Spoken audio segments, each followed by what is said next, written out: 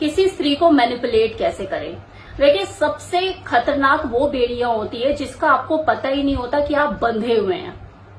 वैसी जंजीरें होती है जो आपको दिखाई नहीं देती, लेकिन आपकी सोच, आपका व्यवहार, आपका दिमाग उसके इशारों पे ही चल रहा होता है।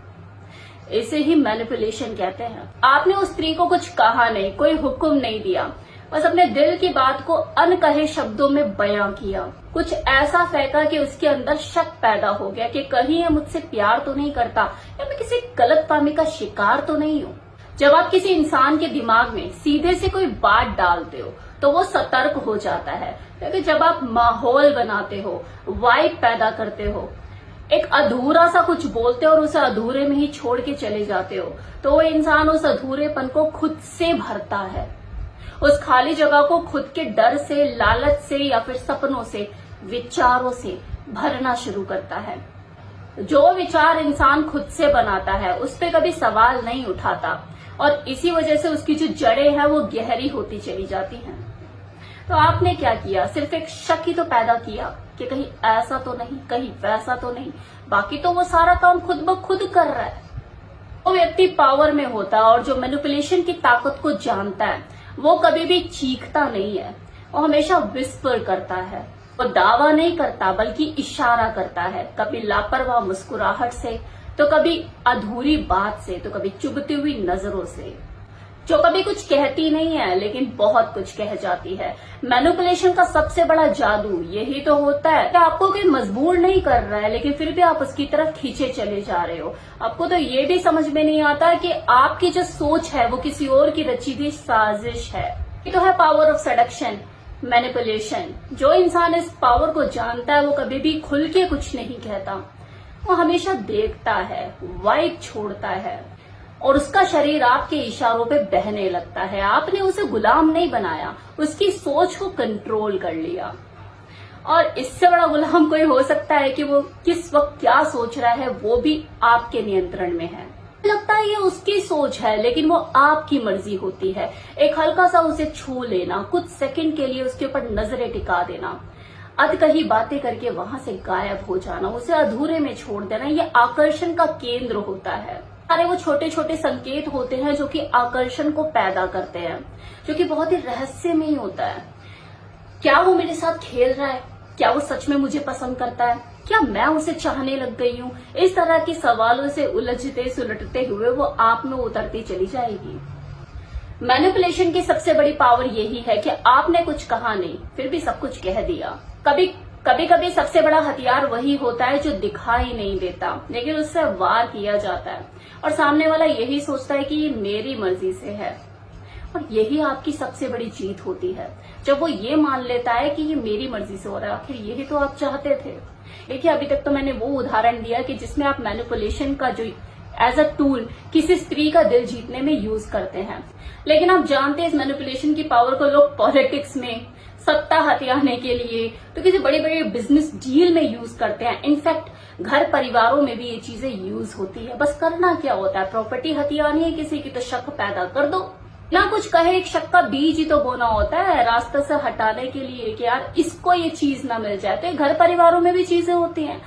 कई बार माँ बाप अपने बच्चों को मैनिपुलेट करते हुए नजर आते हैं, तो कई बार बच्चे अपने माँ बाप को मैनिपुलेट करते नजर आते हैं।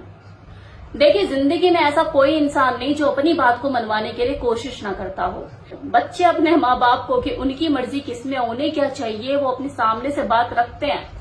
ये एक तरह से संतोष जरूर दे सकता है कि मैंने अपनी बात रखी, लेकिन वो आपकी बात को मानेंगे नहीं। जानते हैं क्यों? उनके मन का डर और पहले से ही दिलो दिमाग में चल रहे वो हजारों विचार, जो उनकी आदतों और उनके अनुभवों, उनकी परवरिश के कारण सख्त और कठोर हो चुके होते हैं। उनकी अपनी सोच बन चुकी होती है। आपके कहे शब्द उनके विचारों से टकराएंगे और धाराशायी हो जाएंगे। वहीं आप उनको सीधे सीधे ना कह के अगर घुमाकर इशारों में बिना पूरी बात कहे आधी अधूरी बात करके छोड़ दे, तो वो उनके चिंतन मन में एक गहराई में जाके बैठ जाएंगे। आपकी कही हुई बात उनके दिलो दिमाग में, उनके अवचेतन मन में घर कर जाएगी, और वहां से उनकी सोच बदलना शुरू होगी और वो आपके तरीके से सोचना शुरू करेंगे। अब जानते हैं सबसे खतरनाक कला क्या है? बातचीत करना, कम्युनिकेशन स्किल, जिसके वजह से आप किसी की सोच को बदल सकते हैं, उसकी सोच को नियंत्रित कर सकते हैं उसे अपने इशारों पे चला सकते हैं, उसे अपने हिसाब से सोचने पे मजबूर कर सकते हैं। और मैं साफ शब्द में कहूं तो इसे ही कहते हैं manipulation. Sometime art of seduction और मैनिपुलेशन।